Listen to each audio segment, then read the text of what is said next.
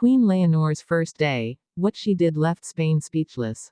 The day began like any other, with the quiet hum of Madrid waking up to a new chapter in history. Citizens expected ceremony, tradition, and the polished rituals that mark the dawn of a monarch's reign. But what unfolded was not the cold formality of power, it was something startling, something intimate, something that made Spain stop in its tracks. Because instead of retreating behind palace walls, Leonor, now queen, stepped into the role with an act so unexpected, it turned centuries of protocol upside down. And in that moment, she reminded Spain, and the world, that her reign would not be like any before it. The first hours of Leonor's queenship were charged with anticipation. The weight of her crown was not just gold, it was history itself.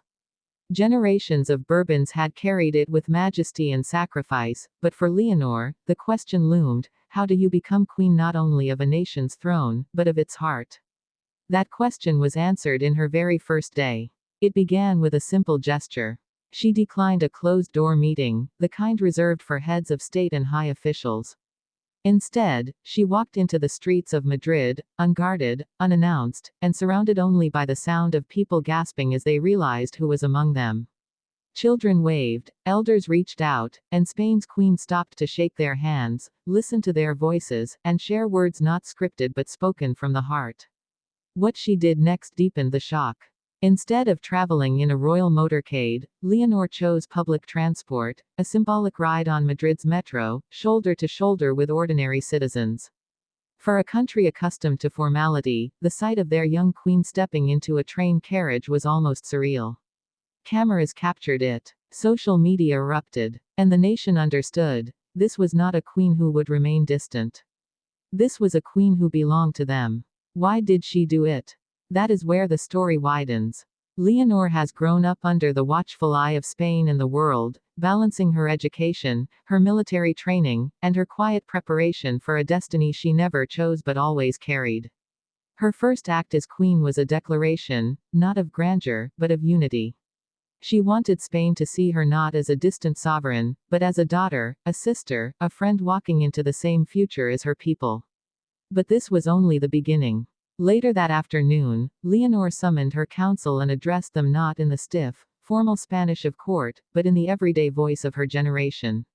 She spoke of jobs, education, climate, and technology, not abstract policies, but concrete challenges that touch every Spanish family. For the first time in decades, citizens felt that their monarch understood them not from reports and advisors, but from living their reality. Still, not everyone was convinced. Critics whispered, was this a stunt, a performance crafted to win hearts in a fragile political climate? Was this bold act a breach of tradition that risked weakening the monarchy's authority? Yet, even the skeptics could not ignore the undeniable reaction of the people, crowds gathering outside the palace, voices shouting her name, and young Spaniards, many of whom had long felt distant from royalty, suddenly feeling seen. That night, when Leonor stood on the palace balcony, the city lights below seemed to pulse with energy.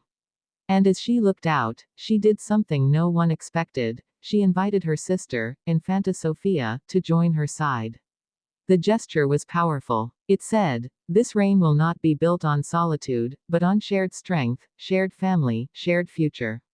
Spain erupted in applause. And yet, here is where the curiosity deepens. What did this mean for Spain's future? Was Leonor setting a precedent that could redefine monarchy in the 21st century? Or was she risking centuries of stability by stepping outside the bounds of tradition? Her first day had not only captured hearts, it had raised questions that will echo for years. Royal watchers around the globe noted the parallels with other young monarchs, Queen Elizabeth's first speeches, King Philippe's solemn ascension. But Leonor's choice was starkly different. Where others leaned on ceremony, she leaned on connection. Where others spoke of duty, she spoke of unity. And this contrast left the world breathless. Imagine, for a moment, the weight she carried that day. A nation fractured at times by politics, by economics, by generational divides, suddenly found itself looking at a symbol of possibility. Could one young queen truly unite Spain in a way politics had failed to? Could her humanity, her simplicity, become her greatest strength? By the end of her first day, Spain had its answer. Social networks flooded with clips of her walk through the streets, her metro ride, her speech in plain words. Newspapers that once doubted the monarchy's future wrote headlines about hope. Citizens who had long stopped believing in royal relevance whispered that perhaps, just perhaps, this queen was different. But the story did not end with applause.